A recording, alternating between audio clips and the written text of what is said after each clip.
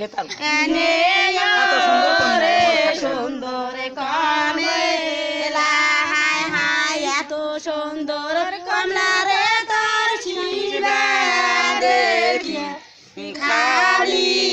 রে সুন্দর কমলা হায় হায় এত সুন্দর কমলা রে তোর শিবা দেখি খালি রে সুন্দর কমলা হায় হায় আমার নৌকায় ওঠো কমলা শিবা বইয়া দেব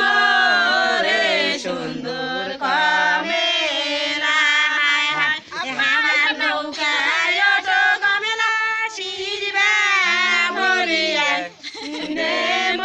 কি হলো যে না কেন সুন্দর কমলা হায় হায় কিও কথা কানো নাই